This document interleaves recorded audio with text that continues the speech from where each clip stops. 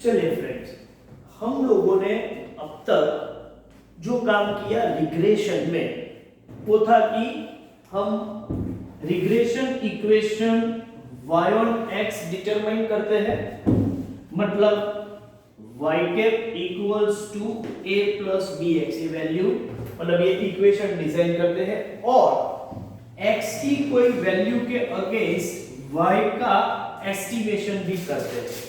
ये दो काम हम अब तक करते आए हैं and based on this sometimes we can also find error that is y minus y। अच्छा, जो हमने ये काम किया, हमने इक्वेशन डिजाइन कर दिया। वो इक्वेशन कैसे डिजाइन किया? तो हमारे पास x सीरीज और y सीरीज का कुछ डेटा था और x सीरीज और y सीरीज की जो पेयर थी अलग अलग, वो एक दूसरे के साथ किस तरीके से एसोसिएटेड है वो देख के हमने एक इक्वेशन डिजाइन किया। अब जब मैंने ये इक्वेशन डिजाइन किया तो दो चीजें काम कर रही है कि हम जो इक्वेशन डिजाइन करते हैं वो एस्टिमेशन के या प्रिडिक्शन के लिए कर रहे हैं। अब आपका एस्टिमेशन, प्रिडिक्शन या फोरकास्ट कितना वैलिड है, वैलिड तो छोड़ो लेकिन कितनी उसकी एक्यूरेसी है, वो डिपेंड करता है कि एरर कितनी कम हो, एरर कितनी कम हो। और उसकी वजह से हमने जो मेथड यूज किया था वो था लीस्ट स्क्वायर मेथड। अब ध्यान से समझिए कि हमारा एस्टिमेशन या फोरकास्ट कितना रिलायबल है, वो डिपेंड करता है कि ये इक्वेशन डिजाइन करने के लिए हमने जो एजम्पशन ली थी। कौन सी एजम्पशन? हमने एज्यूम किया था एजम्पशन ऑफ लीनियरिटी कि दो वेरिएबल एक दूसरे के साथ लीनियरली एसोसिएटेड है। तो वो जो एजम्पशन थी हमारी लीनियरिटी की, वो जितनी ज्यादा वैलिड होगी उतने ही हमारे फोरकास्ट रिलायबल होंगे। मतलब लीनियरिटी की एजम्पशन जो है वही गलत है सपोज, तो हमने पूरा जो कैलकुलेशन किया था वो तो लीनियर इक्वेशन मान के ही किया था। जो इक्वेशन हमने बनाया उसके पीछे यही एक एजम्पशन काम कर रहा था। तो इसका ये मतलब हुआ कि सपोज ये एजम्पशन ही प्रॉपर्ली वैलिड नहीं है तो फोरकास्ट भी रिलायबल नहीं होंगे। तो इन लोगों ने एक बार इक्वेशन डिजाइन तो कर दिया, लेकिन उसके बाद हम ये जानना चाहेंगे कि हमारी लीनियरिटी की एजम्पशन कितनी वैलिड है, so that we can decide the reliability of the forecast made by us based on the regression equation obtained। जो regression equation हमने निकाला है, ठीक है, उसकी linearity की assumption की validity क्या है वो चेक करना बहुत जरूरी है। और वो डिटरमाइन करने के लिए एक नया कोएफिशिएंट आप पढ़ने जा रहे हो, वो है coefficient of determination. Coefficient of determination आपको दो चीजें बता सकता है कि आपकी एजम्पशन ऑन लीनियरिटी कितनी वैलिड है, और based on that second point ये आपको पता चलेगा कि इसके बेस पर जो फोरकास्ट कर रहे हैं वो कितने रिलायबल है। तो उसके लिए आपको कोएफिशिएंट ऑफ डिटरमिनेशन निकालना पड़ेगा। कोएफिशिएंट ऑफ डिटरमिनेशन का नोटेशन है आर स्क्वायर, और कैपिटल आर स्क्वायर जो है ना वो एक्चुअली जो स्मॉल आर आपको पता है कोएफिशिएंट ऑफ कोरिलेशन वही है, उसी का स्क्वायर कर दो तो भी चलेगा। सर ये क्यों ऐसा एक ही है उसका भी मैं डिस्कशन करने वाला हूं, लेकिन समझ के चलो कि आर स्क्वायर जो है वो स्मॉल आर स्क्वायर ही है। तो ultimately coefficient of determination capital R square is small R square itself. आपको मालूम है कि आर स्क्वायर की वैल्यू हमेशा, आर की वैल्यू तो आपको मालूम है कि आर हमेशा -1 से लेके +1 पे रहता है। तो ऑब्वियस है कि आर स्क्वायर जो है वो 0 से लेके 1 तक रहेगा, क्योंकि स्क्वायर करेंगे तो नेगेटिव वैल्यू निकल जाएगी। अच्छा, मैंने इसलिए यहां पर इनका स्क्वायर किया है कि वो 1 के क्लोज है या 0 के क्लोज है दोनों साइड चेक नहीं करना चाहता, मैं सिर्फ एक ही साइड चेक करना चाहता हूं, तो वो उसका स्क्वायरिंग कर देते हैं। अभी आर स्क्वायर का वैल्यू जितना 0 के करीब होगा, ऑब्वियस है कि उतना कोएफिशिएंट ऑफ डिटरमिनेशन की वैल्यू कम है, तो आपकी एजम्पशन जो है लीनियरिटी की वो कम, क्योंकि लीनियर रिलेशन होगा तो वो आर के जितना ज्यादा लीनियर स्ट्रॉन्ग कोरिलेशन होगा उसकी वैल्यू 1 के करीब ही होगी, आर की वैल्यू, और आर स्क्वायर भी 1 के करीब होगा, और जितना 0 के करीब होगा आर का वैल्यू उतनी एजम्पशन आपकी गलत है, मतलब आर स्क्वायर भी करो तो भी वो 0 के करीब और पॉजिटिव 1 के करीब हम देख सकते हैं। तो आर स्क्वायर पर से मैं जज करूंगा क्योंकि उसकी वैल्यू कैपिटल आर स्क्वायर की वैल्यू 0 से लेके 1 के बीच में ही रहेगी, और आर स्क्वायर का वैल्यू जितना 0 के करीब होगा, आप मान के चलो कि आपकी assumption about linearity is less valid, और वो 1 के करीब हो जाएगा तो आपकी एजम्पशन ज्यादा वैलिड होगी, और जितनी ज्यादा वैलिड होगी उतना फोरकास्ट ज्यादा रिलायबल होगा। सपोज मैं इसको इस तरीके से प्रेजेंट करूं, यहां मैं बोर्ड पे कुछ लिख रहा हूं, ध्यान से देखिए। चलिए समझते हैं। आर स्क्वायर का वैल्यू मैंने पहले ही बता दिया कि वो हमेशा 0 से लेके 1 के बीच में होगा, और आर स्क्वायर की वैल्यू पर से ही हम जज कर पाएंगे कि हमारी लिनियरिटी, मतलब दो वेरिएबल के बीच जो कोरिलेशन है वो ज्यादा लीनियर है या कम लीनियर है, मतलब लिनियरिटी के करीब है या नहीं है, वो जज कर पाएंगे, और उसके बेस पर फोरकास्ट कितने रिलायबल है वो भी जज कर पाएंगे। Suppose R square is exact 1, R square exact 1 होगा तो समझ के चलो कि assumption on linearity is 100% valid, लेकिन आर स्क्वायर एग्जैक्ट 1 है तो लिनियरिटी की एजम्पशन 100% वैलिड है, तो हमारे फोरकास्ट भी कैसे होंगे, 100% रिलायबल होंगे। लेकिन आर स्क्वायर 0 है तो आपकी एजम्पशन होगी 100% invalid, that means our forecast is 100% unreliable. ऐसे केस में आप जो भी इक्वेशन निकालते हो वो इक्वेशन के फोरकास्ट बिल्कुल भी वैलिड नहीं है, बिल्कुल भी रिलायबल नहीं है।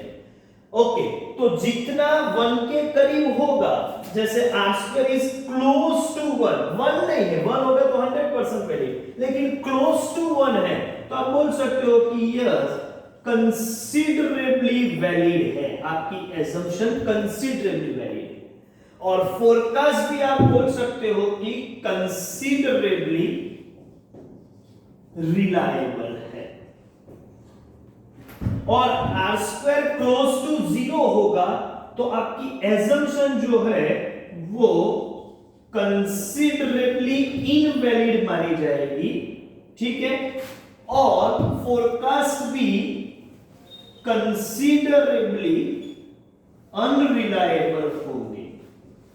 तो कोएफिशिएंट ऑफ डिटरमिनेशन से आप जज कर पाते हो कि आपका एजम्पशन कितना वैलिड है, to what extent it is valid, ठीक है, और उसके बेस पर जो आप फोरकास्ट करते हो फोरकास्ट भी कितने रिलायबल है ये हम जज कर पाते हैं। अभी एक पॉइंट और भी समझना है कि ये आर स्क्वायर को ही क्यों कोएफिशिएंट ऑफ डिटरमिनेशन बनाया, आर स्क्वायर को ही क्यों बनाया, ठीक है। हाँ, आर स्क्वायर की वैल्यू है और वो क्लोज है 1 के करीब है या 0 के करीब है, इससे हम ये तो डिटरमाइन कर लेंगे, लेकिन ये आर स्क्वायर से ही क्यों जज करते हैं उसको डिस्कस करते हैं, ठीक है। तो एक बार वो भी क्लियर कर लेते हैं। समझे, सपोज हमारे पास x सीरीज और y सीरीज अवेलेबल है। अब हमने रिग्रेशन कोएफिशिएंट या रिग्रेशन इक्वेशन डिटरमाइन किया, x सीरीज का टोटल निकाल के x बार y बार फिर x स्क्वायर xy, ठीक है। ये सब करके हमने एक इक्वेशन बनाया y cap equals to a plus bf, कोई बोले 2 प्लस 3x बनाया है, ठीक है, जो भी है उससे कोई फर्क नहीं पड़ता, एक इक्वेशन बनाया। अब आपका एक्चुअल y और ये जो y कैप है, मतलब x की ये अलग अलग वैल्यू में इक्वेशन में सब्स्टिट्यूट करो तो मुझे y की भी एस्टिमेटेड वैल्यू मिलेगी। तो ये एक्चुअल y और एस्टिमेटेड y, ऐसे हमारे पास अभी दो वेरिएबल और आ गए, एक ये और एक ये, और ये दोनों वेरिएबल y और y के आपकी एजम्पशन बहुत ही वैलिड है, या समझ के चलो कि आपके एस्टिमेट या फोरकास्ट काफी कुछ वैलिड है, ज्यादा वैलिड है। तो मान के चलो ये दोनों के बीच y और y के बीच जो कोरिलेशन होगा, किसके बीच में बोल रहा हूं, r between y and y cap strong होगा, क्योंकि ये दोनों ऑलमोस्ट एक जैसे ही होने चाहिए। एक जैसे मतलब एक वैल्यू हो या ना हो अलग बात है, लेकिन इन दोनों के बीच का जो कोरिलेशन कोएफिशिएंट है वो स्ट्रॉन्ग होना चाहिए। अच्छा, वो नेगेटिव या पॉजिटिव कैसा होगा, वो कंफ्यूजन की बात है। स्ट्रॉन्ग होने के लिए नेगेटिव 1 के करीब हो तो भी स्ट्रॉन्ग माना जाता है, और पॉजिटिव 1 के करीब हो तो भी स्ट्रॉन्ग माना जाता है। तो कंफ्यूजन को दूर करने के लिए इन्होंने r between y and y cap का स्क्वायर कर दिया, तो ऑटोमेटिकली ये जितना ये दोनों के बीच का कोरिलेशन कोएफिशिएंट स्ट्रॉन्ग होगा, मतलब उसका स्क्वायर, इसलिए क्योंकि वो नेगेटिव पॉजिटिव में हम जाना नहीं चाहते, तो स्क्वायर कर दिया। तो r between y and y cap square, ठीक है, उसको हम बोलेंगे कोएफिशिएंट ऑफ डिटरमिनेशन। ये रूल बना।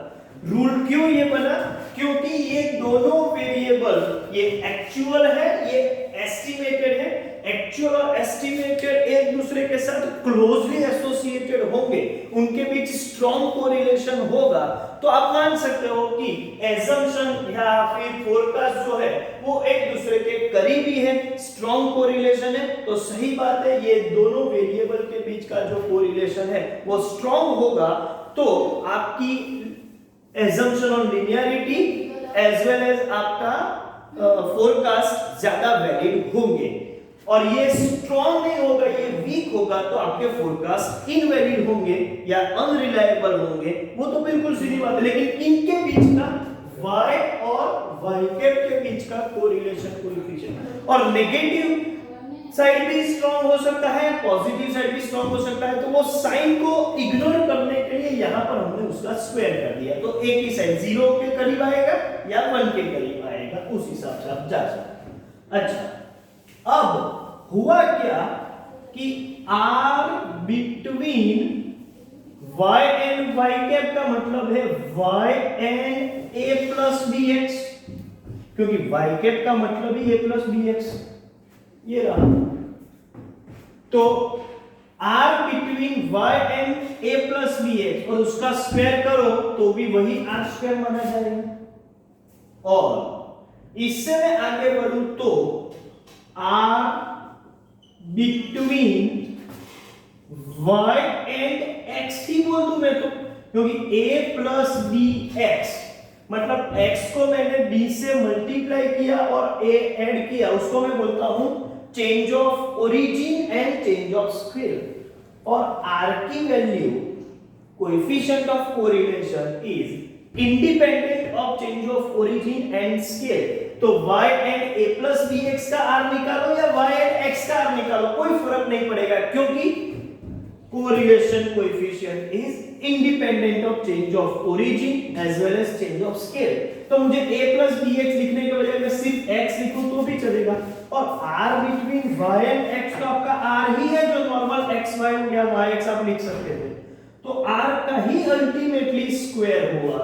तो अब यहां से क्लैरिटी हो गई कि capital R square is always equal to small r square. क्यों स्मॉल r स्क्वायर लेते हैं, इसका मैंने ये लॉजिक यहां पर क्लियर किया, और इसी को बोलते हैं explained variation divide by total variation. Explain मतलब एक्सप्लेन का मतलब क्या है? Suppose R square r equals to 0.8, तो कैपिटल आर स्क्वायर कितना होगा? 0.64। इसका ये मतलब हुआ कि y में जो वेरिएशन है वो 64% variations are explained and remaining 36% are unexplained. Unexplained का मतलब है ड्यू टू एरर। तो मॉडल जो है वो 60.64 है, तो 64% ही एक्सप्लेन्ड है, मतलब 64% वेरिएशन मॉडल जो है वो रिप्रेजेंट करेगा, और बाकी की लीनियरिटी में जो डिफेक्ट है वो 36% है, मतलब एरर पोर्शन 36% है, और एक्सप्लेन पोर्शन या मॉडल ने जो एक्सप्लेन किया है वो पोर्शन 64% है। ये आप बोल सकते हो। तो आर स्क्वायर का मतलब है explain variance divide by total variance. अच्छा, तो सर आर स्क्वायर जो है वो 0.64 है, तो 1 माइनस आर स्क्वायर करेंगे जो 0.36 है, जिसको मैंने 36% बोला, परसेंटेज में कन्वर्ट करें तो ये क्या है? इसको बोलते हैं कोएफिशिएंट ऑफ नॉन डिटरमिनेशन। मतलब model determination, coefficient of determination determine करेगा एक्सप्लेन वेरिएशन को, और coefficient of non determination determine करेगा अनएक्सप्लेन वेरिएशन को। और ये जो अनएक्सप्लेन वेरिएशंस है, ये अनएक्सप्लेन वेरिएशन वो ड्यू टू एरर है, वो मॉडल में जो डिफेक्ट रह गई है, एजम्पशन की जो एरर है वो रिप्रेजेंट कर रहा है बाकी का कोएफिशिएंट ऑफ नॉन डिटरमिनेशन। मतलब explain variation divide by total variation जो है एक के वैल्यू पर 0.364 जो हमारा आया हो, तो बाकी का 1 माइनस आर स्क्वायर करेंगे तो क्या होगा? Unexplained variation divide by total. या आप ऐसा भी बोल सकते हो कि 1 minus explained divide by total करो, तो actually explained divide by total R square ही है, तो वो 1 माइनस आर स्क्वायर ही माना जाएगा, और इसको हम अनएक्सप्लेन डिवाइड बाय टोटल बोल सकते हैं। तो ये था पूरा कैलकुलेशन, और ये मॉडल तभी वैलिड है जब हमारे पास एक इंडिपेंडेंट वेरिएबल है और एक डिपेंडेंट वेरिएबल है। तो कोएफिशिएंट ऑफ डिटरमिनेशन क्या है, क्यों हम उसको ढूंढ रहे हैं, उसका इंपैक्ट क्या होगा हमारे स्टडी में, ठीक है, उसका यूटिलिटी क्या है वो, और क्यों स्मॉल आर स्क्वायर को ही हम कैपिटल आर स्क्वायर मान के चलते हैं, और आर को ही क्यों ये बनाया कोएफिशिएंट ऑफ डिटरमिनेशन, ये पूरे सभी क्वेश्चंस का आंसर ये वीडियो लेक्चर में हमने ले लिया है। Based on this few examples are there, you can solve them, ठीक है, लेकिन ये थियोरेटिकल बैकग्राउंड होना बहुत जरूरी था। ठीक है, हम यहाँ पर अपना लेक्चर कंक्लूड कर रहे हैं। Thank you very much.